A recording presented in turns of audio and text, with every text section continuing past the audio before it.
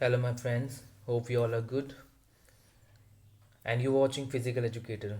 And today I'm gonna tell you about the Olympic flag. So let's start the video with one beautiful quote. And the quote is education is the movement from darkness to light. So we people are very auspicious that we are getting education, that we are a part of this education system, and we are coming out from the darkness to the light, which means we are knowing everything which is going around us. We are able to understand, we are able to examine, we are able to manipulate because of the education, we are able to express ourselves because of the education, we are knowing the best way to live and learn a life as beautiful as much because of the education, guys. So let's start the video with first slide. Guys सबसे पहले हम जानेंगे Olympic flag के इतिहास के बारे में। ठीक है, जैसा कि आपको पता ही है, who was Coubertin, which was known as the father of Olympic, जिन्हें कि हम फादर ऑफ ओलंपिक के नाम से भी जानते हैं। ठीक है, तो उनका पूरा नाम था पेरे बेरेंडी कोबर्टिन। ठीक है, 1930 में he was the French educator, and 1930 में उन्होंने ये ओलंपिक फ्लैग को क्रिएट किया था, बट इट वॉज रिलीज इन 1914। लगभग एक साल इसको रिलीज़ होने में लग गया था। सेकेंड पॉइंट में हम देखते हैं, it was first hosted in 1920, held in Antwerp Belgium at the 1920 summer Olympic in the main stadium. जो 1920 में फर्स्ट टाइम इसे फ्लैग होस्ट किया गया था, ओलंपिक फ्लैग को होस्ट किया था। ठीक है, जो कि एंटवर्प में बेल्जियम में किया गया था 1920 के समर ओलंपिक में। जो 1920 का जो समर ओलंपिक हुआ था, वहाँ पे फर्स्ट टाइम 1920 में एंटवर्प बेल्जियम में फ्लैग होस्ट किया गया था। And it was officially adopted in 14 अगस्त 1920। तो यहाँ पे याद करने वाली चीज़ है, यहाँ पे डेट मेंशन की है 14 अगस्त 1920 में फर्स्ट टाइम ये ऑफिशियली अडॉप्ट किया गया था। Clear? Let's move to next slide. तो आइए जानते हैं कोबर्टिन, जो कि फादर ऑफ ओलंपिक जिन्हें हम कहते हैं, राइट। तो किस तरीके से इन्होंने इतना संघर्ष करने के बाद, इतना स्ट्रगल करने के बाद, ठीक है, इसको ओलंपिक फ्लैग को रिलीज़ किया था। तो फर्स्ट पॉइंट देख लेते हैं। 1913 में the five ring appeared at the top of a letter written by the Coubertin. So Coubertin ने एक लेटर लिखा 1913 में, और सबसे टॉल लेटर के सबसे टॉप में 5 रिंग्स उन्होंने वहाँ पे अपीयर्ड किए। 5 रिंग्स वहाँ पे उन्होंने शो किए, बनाए। ठीक है, और सेकंड पॉइंट में देख लेते हैं, he drew the rings and colour them in by hand. उन्होंने अपने हाथ से उस रिंग्स और वो कलरफुल किया था रिंग्स को। ठीक है, उन्होंने अपने हाथ से वो रिंग बना के उसमें कलर किया था। ये केवल ओलंपिक फ्लैग का जो आइडिया था वो कोबर्टिन का ही था।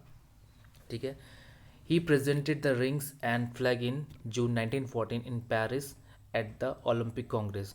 तो 1914 में पेरिस में ओलंपिक कांग्रेस में इन्होंने ओलंपिक रिंग्स को और फ्लैग को प्रेजेंट किया था।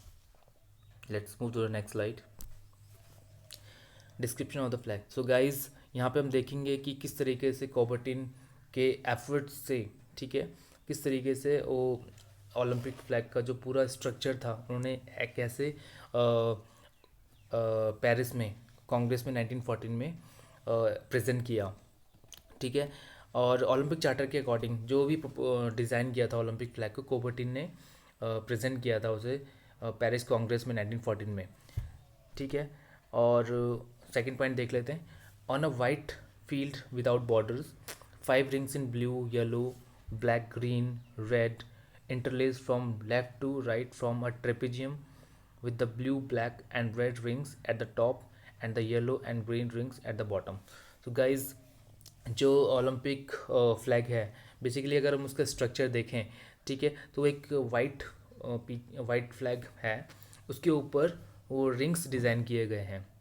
ठीक है, जो वाइट फ्लैग है गाइज, वो बिना किसी बॉर्डर का है, उसमें कोई बॉर्डर नहीं है साइड में। ठीक है, और वो उसमें जो रिंग्स ड्रॉ किए गए, रिंग्स जो बनाए गए हैं, वो इंटरलेस्ड हैं। इट मीन्स कि वो बंधे हुए हैं एक साथ। ठीक है, फ्रॉम लेफ़्ट टू राइट अगर हम देखें तो जो ऊपर के रिंग्स है वो ब्लू, ब्लैक, रेड है, और जो नीचे के रिंग्स हैं बॉटम के, वो येलो एंड ग्रीन है, राइट।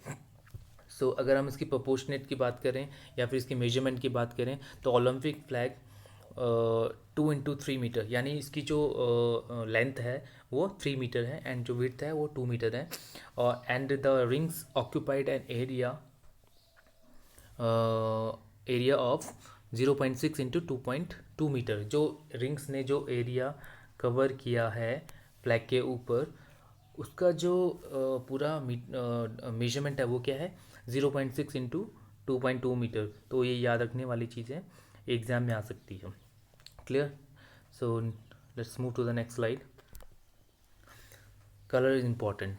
सो गाइस बहुत इम्पॉर्टेंट है, हमको पता होना चाहिए, बिकॉज जो ओलंपिक रिंग है, ठीक है, उसमें जो 5 रिंग्स है उसमें जो कलर्स किए गए हैं blue, yellow, black, green, red, वो क्या रिप्रेजेंट कर रहे हैं, क्या दर्शाना चाह रहे हैं, क्या बताना चाह रहे हैं। तो हम जानते हैं इनके बारे, इन रिंग्स के बारे में। तो blue colour represent to Europe. So जो ब्लू कलर है, जो नीला रंग है, नीला कलर है जो वो रिप्रेजेंट करता है यूरोप को, यूरोप कॉन्टिनेंट को। 5 कॉन्टिनेंट को, 5 महाद्वीपों को क्या करता है, बताता है, दर्शाता है, ठीक है, उनको बता रहा है, उनको रिप्रेजेंट कर रहा है। सो ब्लू कलर रिप्रेजेंट कर रहा है यूरोप को। येलो कलर की अगर बात करें हम, येलो कलर की अगर हम बात करें तो वो रिप्रेजेंट कर रहा है एशिया को, ठीक है। एंड जो ब्लैक कलर है वो रिप्रेजेंट कर रहा है अफ्रीका को। एंड जो ग्रीन कलर रिप्रेजेंट कर रहा है ऑस्ट्रेलिया को। एंड जो रेड कलर रिप्रेजेंट कर रहा है अमेरिका को रिप्रेजेंट कर रहा है। So guys I am going to tell you the best trick how could you remember these rings, और इनके कॉन्टिनेंट आप कैसे याद कर सकते हो, ठीक है। सो गाइज देख लेते हैं। जो blue black yellow, blue yellow black green red colour है, आप उन्हें कैसे याद करेंगे शॉर्ट में, ऐसे भी याद कर सकते हैं, इट्स वेरी इजी, ठीक है। बट भी अगर आपको थोड़ा कन्फ्यूजन हो कि कौन सा पहले है रिंग, समटाइम अगर एग्जाम में कभी आ जाए, ठीक है, क्वेश्चन, तो कैसे आप इसे याद करोगे। तो इसका बहुत शॉर्ट ट्रिक है। आपने क्या करना है, इसको याद करना है, मैं आपको बता देता हूँ। इसको आपने शॉर्ट में याद करना है, BYBGR। इस नेम से आपने इसे एक इसे टर्म देना है, बिबगर, ठीक है। Blue yellow black green red, तो आप इसे ऐसे याद करोगे। अगर आपको इंग्लिश में याद नहीं हो रहा है तो आप इसे कैसे याद कर सकते हैं, न प क ह ल। तो आप इस तरीके से भी आपसे इजीली याद कर सकते हैं, नपक हल, नपक हल से भी आप इसको याद कर सकते हो, ठीक है। चलिए अब इसकी कॉन्टिनेंट की बात करते हैं। कॉन्टिनेंट कैसे याद करोगे, तो इसमें बहुत सिंपल है। फर्स्ट में जो है ई है, ई स्टैंड्स फॉर यूरोप। एंड जो रेस्ट के ए हैं, ठीक है, 4 टाइम्स ए हैं, ठीक है। सो जो 4 टाइम्स ए हैं उसमें जो पहला ए वो एशिया को रिप्रेजेंट करता है। और जो दूसरा है अफ्रीका। अफ्रीका को देखो आइडेंटिफाई करने के लिए सबसे बेस्ट है, वहाँ पे ब्लैक पीपल होते हैं, आपको पता है, ठीक है। तो आपको इजीली याद आ जाएगा, तो black colour represent to Africa, right. And जो ग्रीन कलर है, राइट, वो ऑस्ट्रेलिया को रिप्रेजेंट कर रहा है, ऑस्ट्रेलिया को रिप्रेजेंट कर रहा है। तो ऑस्ट्रेलिया को कैसे याद करेंगे आप, ग्रीनरी है, ठीक है। ग्रीनरी से आप याद कर सकते हैं, ऑस्ट्रेलिया में बहुत ज़्यादा हरियाली है, ग्रीनरी है। या फिर उसका फ्लैग में आप जाते हैं, फ्लैग में अगर ग्रीन कलर मेंशन किया है, ठीक है, तो आप उसको वैसे भी याद कर सकते हैं।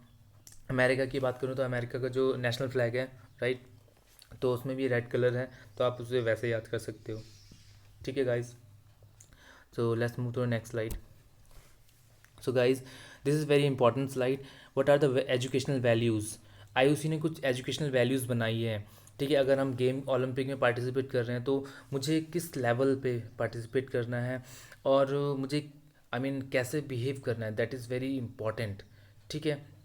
कि मैं अगर पूरे स्पिरिट, जैसे कि यहाँ पे लिखा है, इन 2006 IOC identify 5 educational values of Olympics. Olympics में एक टर्म है जिसका मतलब होता है अ स्पिरिट और ideals of the Olympic games. ये आइडियल्स हैं जो आपको यहाँ पे बताए जा रहे हैं, ठीक है, जो अभी मैं आपको एक्सप्लेन करूँगा।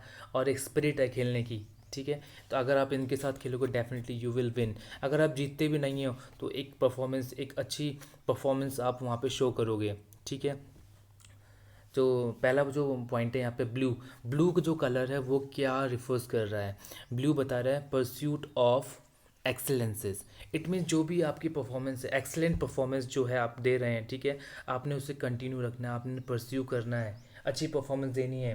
परस्यूट ऑफ एक्शन का मतलब होता परस्यूट ऑफ एक्सेलेंस का मतलब होता है कुछ पाने का प्रयास करना है। आपने जो उत्कृष्ट लेवल पे जो आई मीन परफॉर्मेंस दे रहे हो, ठीक है, उसे आपने आपने मेंटेन करके रखना है, उसे पाना है आपने, ठीक है। क्योंकि जो ओलंपिक में पार्टिसिपेट करता है ऑब्वियसली वो गोल्ड मेडल के लिए प्रैक्टिस करता है, या फिर अगर गोल्ड मेडल नहीं जीता सिल्वर मिलता है, ठीक है, तो वो अच्छे लेवल के लिए एक्सेलेंट परफॉर्मेंस देने के लिए पार्टिसिपेट करता है, ठीक है।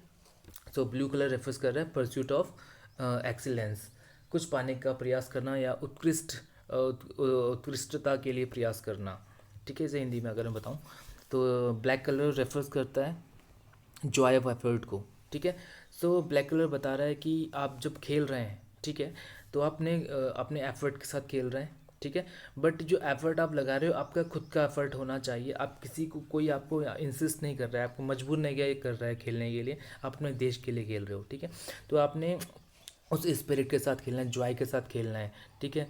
आपने आई मीन कोई आपको मजबूर नहीं करना, आप मजबूरी में नहीं खेल रहे हो, तो आपने बेस्ट परफॉर्मेंस देनी है, अच्छे एफर्ट के साथ खेलना है, ठीक है। तो जॉय ऑफ एफर्ट का मतलब है आपने आनंद के साथ खेलना है। आनंद इन द सेंस कि आपने पूरा फील करना है कि आप खेल रहे हैं, आपको अंदर से वो डेस्परेटली आपने डेडिकेटली आपने खेलना है, डेडिकेशन होना चाहिए खेलने के लिए। वो डेडिकेशन एंड एफर्ट, डेडिकेशन और क्या बोलते हैं डेस्परेटली मतलब पूरे दिल के साथ आपने उसे परफॉर्मेंस देनी है। तो ब्लैक कलर आपको यहाँ पे जॉय ऑफ एफर्ट के बारे में बता रहा है। रेड कलर की अगर हम बात करें, रेड कलर आपको बता रहा है fair play. Everybody knows right from the childhood days, हमने सबने देखा होगा कि हम जब खेलते तो चीट मत करना, चीटिंग मत करना, हम फ्रेंड्स को बोलते हैं, राइट। तो यहाँ पे भी यही कि फेयर प्ले करना है, कोई चीटिंग नहीं, ठीक है। रूल्स एंड रेगुलेशन को फॉलो करना है, एम्पायर एंड रेफरीज के आपने वहाँ पे रूल्स को क्या करना है, मानना है, ठीक है। येलो कलर यहाँ पे रेफरेंस कर रहा है रिस्पेक्ट फॉर अदर्स, कि आपने दूसरों की रेस्पेक्ट करनी है। कॉम्पिटिटर है, इवन वो कॉम्पिटिटर है या फिर रूल्स एंड रेगुलेशन की बात करूँ मैं, या फिर एम्पायर और रेफरी हैं, ठीक है, जो भी हैं आपने उनको रिस्पेक्ट करनी है, ठीक है। तो रिस्पेक्ट करोगे तो फिर आप एक अच्छे प्लेयर बन के जाओगे, ठीक है। इधर यू विल नॉट विन, अगर आप जीतते भी नहीं हैं और आप हार जाते हैं फॉर एग्जांपल, तो आप अगर रिस्पेक्ट अच्छे एक इंसान बन के वहाँ से अच्छे एक छाप छोड़ के जाओगे। जैसे कि फॉर एग्जांपल हमारे देश में सचिन तेंदुलकर को वो सब जानते हैं, राइट। तो सचिन तेंदुलकर को भारत रत्न अवार्ड भी मिला है, क्यों मिला है गाइज, कि उससे उनसे भी अच्छे बैट्समैन अभी हैं, आप देख रहे हैं, ठीक है। He is not only a good batsman, good player, वो एक अच्छे इंसान भी हैं, ठीक है ना, क्योंकि वो रिस्पेक्ट करते हैं। सो गाइज हमें सीखना है, रिस्पेक्ट करनी है सबकी, ठीक है। तो येलो कलर बता रहा है रिस्पेक्ट फॉर अदर्स, ठीक है। लास्ट पॉइंट है जो कि ग्रीन कलर है, ग्रीन कलर बता रहा है balance between body will and mind, कि बॉडी एंड जो हमारी विल है, डिज़ायर है, इच्छा है, और माइंड, इन सब के बीच में क्या है, बैलेंस होना चाहिए। अगर इन सब के बीच में बैलेंस है, बॉडी विल एंड माइंड, हमारी बॉडी विल एंड माइंड के बीच में क्या है, बैलेंस है, तो we can be a good player, ठीक है। हम बहुत अच्छी परफॉर्मेंस दे सकते हैं, बैलेंस परफॉर्मेंस दे सकते हैं, ठीक है। So guys this is all about Olympic flag, hope you would like this video guys. So in the next video I will definitely bring good content, right. So till that time stay tuned with me. Thanks for watching. Please subscribe my channel Physical Educator. Don't forget to like and share. Till that time stay tuned. Bye bye.